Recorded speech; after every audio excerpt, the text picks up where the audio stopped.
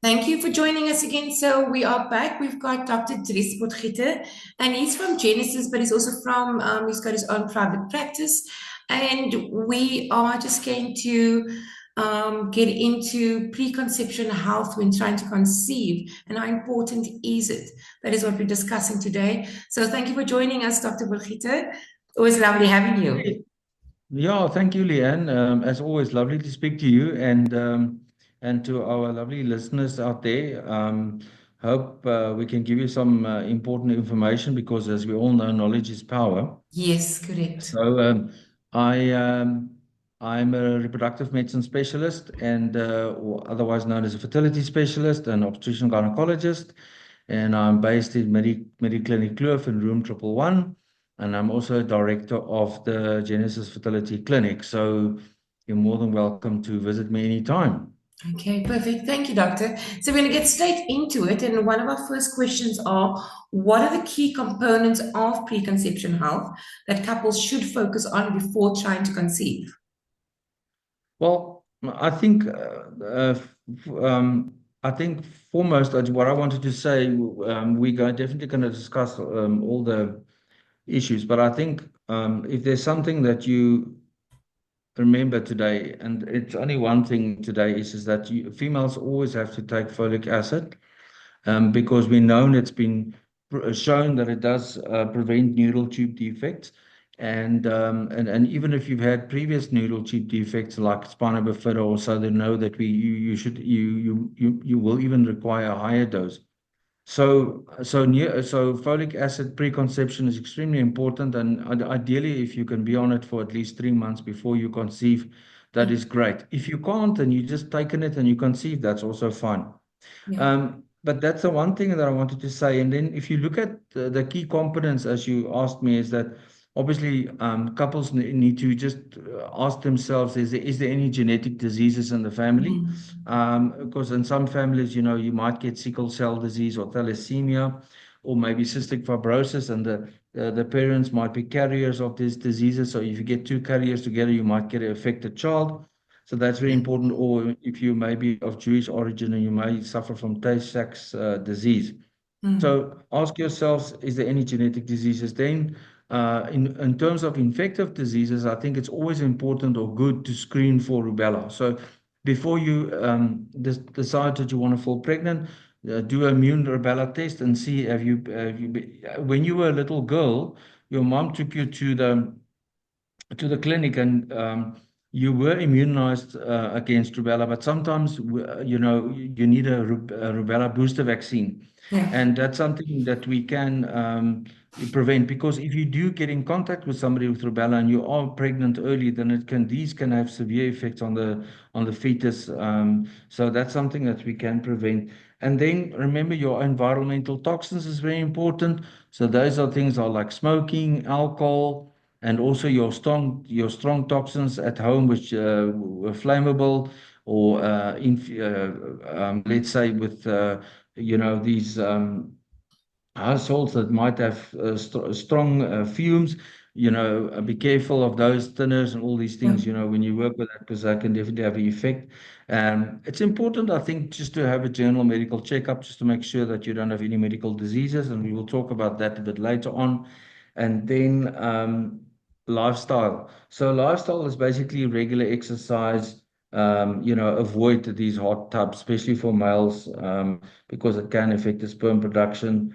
Try and maintain a healthy weight, and it's always good to um, make sure that you know that you the oat- like, that you if you take any medication or Yeah. over-the-counter medication, that these are things are all safe in pregnancy. And then lastly, the thing that everybody loves taking is caffeine. So just remember, with caffeine, we don't want you to take more than 2 cups a day, and also be careful of taking too much of these sodas, the cold drinks with too much sugar, or even the diet ones, because they Yeah. can have a negative effect on the fact if you want to fall pregnant. Thank you very much, Doctor. Our next question is, how can a woman's nutrition and lifestyle choices impact her fertility and the health of a future pregnancy? Well, the thing is just, I think that's true in what they say in terms of you are really what you eat. So a healthy, balanced diet, I think, is a certain portion of protein, a certain portion of fats, and a certain portion of carbohydrates is important. And I think any dietitian can tell you those specific values. But I think what is important here is what I want to focus on specifically is women that are vegan, strict vegan, women that have pica, women that are iron deficient, calcium deficient, and maybe women that are milk intolerant. So if that's the case, there must be another way that takes in the nutrients that the baby is going to need, Yeah, because the baby is going to take a lot from her body. And then the other thing is in terms of apart from women, if you look at women's lifestyle, is it also be important that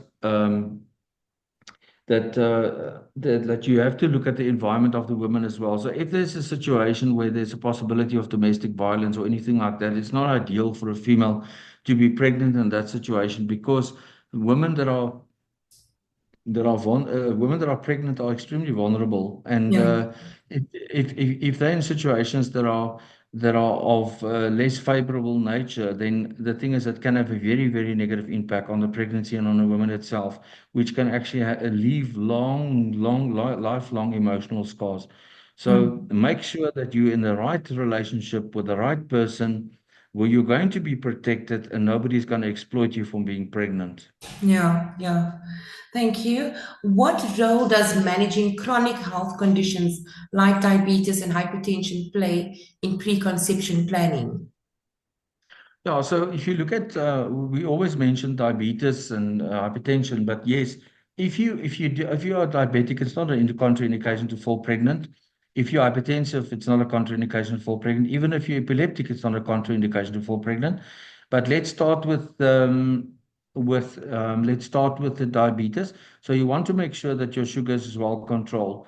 Yeah. And if it's not well controlled, you need to get well controlled, because yes, it can cause miscarriages if your sugars is uncontrolled. And yes, you can develop what we call congenital abnormalities. In other words, abnormal heart development of the baby, or abnormal development of the baby, which can be then a problem for the baby when the child is born and all of that. So you have to make sure your sugars are well controlled. Same as with blood pressure. Blood pressure can cause problems with the placenta, poor growth. You might even get a rupture. That's where the placenta pulls away from the wall of the uterus, and you can start bleeding and you can lose the baby. So and the other thing is that you need to also take medication that are safe in pregnancy. So in other words, we don't, some of these antihypertensives are not safe. And Mm, so we need to change you over to other medications that are safe in pregnancy before you start falling pregnant. You don't want to come to the doctor and you're 8 weeks pregnant and you still haven't changed your medication. yeah. Thank you very So the much. last thing, I Yeah. quickly mentioned this thing about epilepsy. Sorry, Yeah. Leanne, but No, epilepsy is not a contraindication for pregnant, but there's always a big question about what medication should I take. So we yes. always work in close relation with the neurologist, because some of these medication unfortunately have a risk for cleft lip, Yes. or cleft palate. And you always have to look at the risk benefit ratio to see. But those patients for sure need to take extra folic acid, and the doctors can tell them what dose they should take. But Yeah. discuss with your doctor, and they will be able to help you. Often have patients that have epilepsy that we do help to fall pregnant, but we just have to look at the way we look at the medication. Okay. Thank you very much, Doctor. Our next question is, how important is it for both partners to be involved in preconception health? And what steps should men take to prepare for conception? Well, I think, I think what's important is that I always say that, I don't, in my rooms, I don't have two separate chairs in Mm, front of me. I have a couch, yeah. because I believe that a couple is a team together. Yeah. And if you decide that you're going to lose weight, then the wife and the husband should lose weight, because it's beneficial for both of them. Yeah. If you look at lifestyle changes and all of that. So why should the woman stop smoking and the man is still smoking, and it has Mm, the effect on the sperm as well? Or as the same as with alcohol, because alcohol can also have effect on the DNA fragmentation of the sperm and so forth. So it's important that these um, um, there's that you see that this is a team and you do it together and get Yeah. motivated together to things. And then the other thing I wanted to say to you is just with males, we often like to give as with females, apart from folic acid, we like to give some antioxidants which are work against reactive radicals that helps to protect the sperm and it doesn't do harm to the sperm. So then there's a couple of them on the market. So you can easily inquire to take some antioxidants before, before you and your wife to decide to fall pregnant. Okay. Thank you very much, Doctor. I like to hear that it's both parties. It's not just the one. It's just not on one person, when it comes to conceiving. Mm. Absolutely, absolutely. Yeah. What screenings or medical evaluations are recommended for couples before trying to conceive, and why are they important? Well, you see, the thing is, we just spoke a little bit about diabetes and hypertension and epilepsy, but there's other diseases as well. You mustn't forget in your neck, there's a gland in your neck that's called the thyroid. Yeah. And the thyroid is like the orchestrator of a lot of the metabolic processes in the body. So if the thyroid is not well, then it can have an effect on if you can fall pregnant or not. So you definitely need to look at that. And the other thing is what you think that we never think of, but if you've got dental caries, Mm. vroegtanden, né? If Yeah. you've got dental caries, that can have an effect because it causes an inflammatory process in your body, and that can also prevent you from, achieving a child. So you really have to Wow. optimize your body, get yourself, if you've got asthma, get that under control, and obviously heart disease as well. Yeah. And then lastly, what I wanted to say is in terms of chronic diseases, and it's not a problem at all. And a lot of patients suffer these days from anxiety and depression Mm. and there's nothing to be ashamed of. Yeah. It's like a disease like any other disease, like a broken bone, and there is good medication that we can use to fix it or to help you, and Mm. we give you the medication that is the least risk to the baby. So if you are depressed, if you suffer from any of these conditions, there can be medication given to help you with minimal risk to the baby. Okay. So rather get these problems sorted before, and then if you're pregnant, you know that you are sorted. Okay. Thank you very much. Our next one is, how can stress management techniques such as mindfulness or counseling contribute to better preconception health? Well, I think that patients always ask me, doctor, do I fall pregnant or I don't fall pregnant, or what is the effect of stress? And as we know, our bodies react physiologically if we Yeah. stress. I mean, you develop you your adrenal glands produce cortisol, and this is a less favorable environment for falling pregnant. So I always say that if you try and falling pregnant, just try and enjoy your marriage, enjoy your partner, and enjoy each other as a couple, and then Mm. things will happen automatically. It's when you sit and think all the time that it must happen now, that's when it doesn't Mm. happen. So what can you do? Well, there's many ways that you can obviously work with stress. I mean, in most people, there's regular exercise. I've seen that a lot of patients like yoga, and I think yoga is good because it builds your core strength and it helps for the stress as well. And then this mindfulness technique that you talk about. So what it is basically a cognitive skill to become more, let's say, aware of your present environment. In other words, if something happens to you, what is your thoughts? It's a type of meditation. Now, unfortunately, what they say is that meditation can affect gene expression in the body, which then helps to reduce the inflammation, and therefore you can have a better chance to conceive. There's unfortunately not a lot of data on it, and we're not sure. Mm. But I think personally, if it makes you feel better, it's the same as acupuncture. There's quite a lot of work now coming out to say that acupuncture does help because Mm. it helps you to relax. And if it helps you Yeah. to relax, it might be something that you may be worth. But I mean, some people like to relax more when they exercise, and other people relax more when they sit in front of the TV. So, it depends what works for you. Yeah. Thank you. Our last question for you is what resources or support systems are available for couples seeking guidance on preconception health and planning for pregnancy? Well, I think, I think the internet is full of places where you can go and have a look. I think just what you need to do is if you do go and look for information on the internet, is try and go to evidence-based sites. In other Mm, words, you can go to the SASRIC website, you can go to the American School of Reproductive Medicine.